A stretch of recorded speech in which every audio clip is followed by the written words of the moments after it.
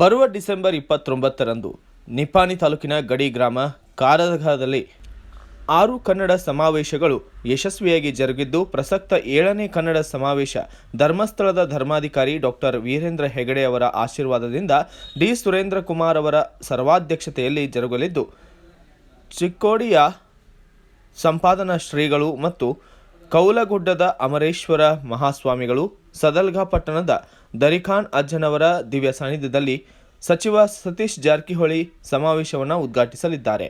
ವಿಧಾನ ಪರಿಷತ್ನ ಸದಸ್ಯರಾದಂತಹ ಪ್ರಕಾಶ್ ಹುಕ್ಕೇರಿ ದೀಪ ಬೆಳಗಿಸಲಿದ್ದು, ಶಾಸಕ ಗಣೇಶ್ ಹುಕ್ಕೇರಿ ಸರಸ್ವತಿ ಪೂಜೆ ಸಲ್ಲಿಸಿ ಮಾಜಿ ಸಚಿವ ವೀರಕುಮಾರ್ ಪಾಟೀಲ್ರಿಂದ ಗ್ರಂಥ ಬಿಡುಗಡೆ ಹಾಗೂ ಚಿಕ್ಕೋಡಿ ಜಿಲ್ಲಾ ಕಾಂಗ್ರೆಸ್ ಅಧ್ಯಕ್ಷ ಲಕ್ಷ್ಮಣರಾವ್ ಚಿಂಗಳೆ ಅವರ ಹಸ್ತದಿಂದ ಪ್ರತಿಭಾನ್ವೇಷಣೆ ವಿದ್ಯಾರ್ಥಿಗಳಿಗೆ ಬಹುಮಾನ ವಿತರಣೆ ನಡೆಯಲಿದೆ ಎಂದು ಕನ್ನಡ ಬಳಗದ ಗೌರವಾಧ್ಯಕ್ಷ ರಾಜು ಕಿಚಡೆ ಡಿಎಸ್ ನಾಡಗೆ ವಿದ್ಯಾಲಯದಲ್ಲಿ ನಡೆದಂತಹ ಸುದ್ದಿಗೋಷ್ಠಿಯಲ್ಲಿ ತಿಳಿಸಿದ್ದಾರೆ.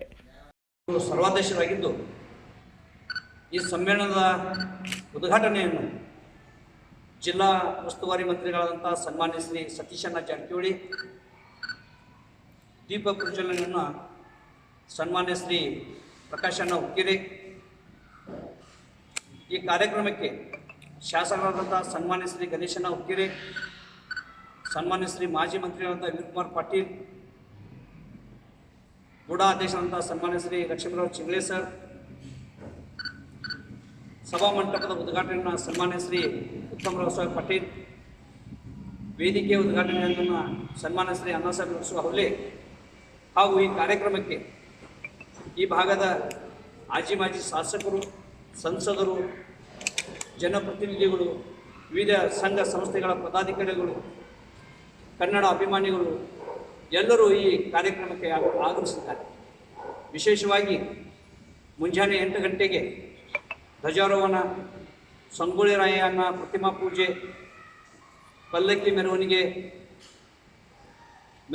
ಚಾಲನೆ, ಆನೆ, ಕುದುರೆ, ಒಂಟೆ, ಕನ್ನಡ ಗಂಡು ಮಕ್ಕಳ ಶಾಲೆ ಹಾಗೂ ವಿವಿಧ ಶಾಲೆಗಳಿಂದ ಕಲಾ ರೂಪಕ ದರ್ಶನಗಳು, ಕನ್ನಡ ಮತ್ತು ಸಂಸ್ಕೃತಿ ಇಲಾಖೆಯಿಂದ ವಿವಿಧ ಕಲಾ ತಂಡಗಳು ಈ ಕಾರ್ಯಕ್ರಮಕ್ಕೆ ಆಗಮಿಸಿ ಸರ್ವಾಧ್ಯಕ್ಷರಾದಂಥ ಡಿ ಸುರೇಂದ್ರ ಕುಮಾರ್ ಅವರ ಭವ್ಯ ದಿವ್ಯವಾದಂಥ ರಥದಿಂದ ಮೆರವಣಿಗೆಯನ್ನು ಸಹ ನಾವು ಹಮ್ಮಿಕೊಂಡಿದ್ದೇವೆ.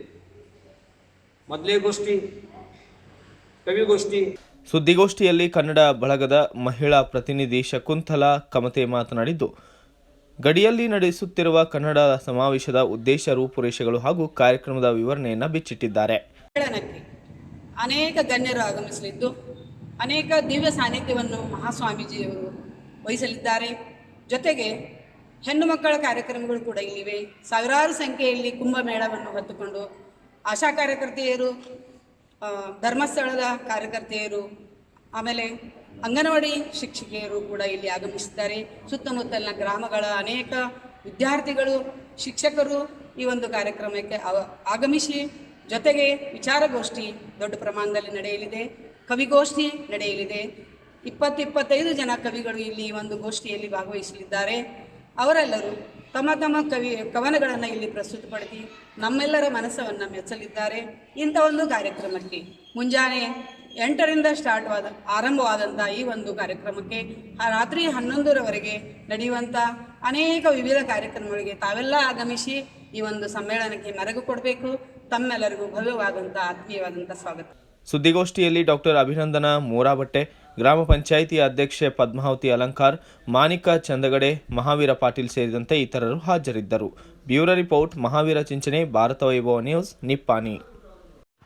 Thanks for watching. Read, discuss and debate with editor Dr. Yan Prashant Rao. Wanted reporters in print, digital and visual media for Bharat Vaibhav Daily Newspaper, BV News 5 Channel and BV Fast Web News from all the talukas of Karnataka, Goa and Maharashtra. If interested, send your resume to 9019229369.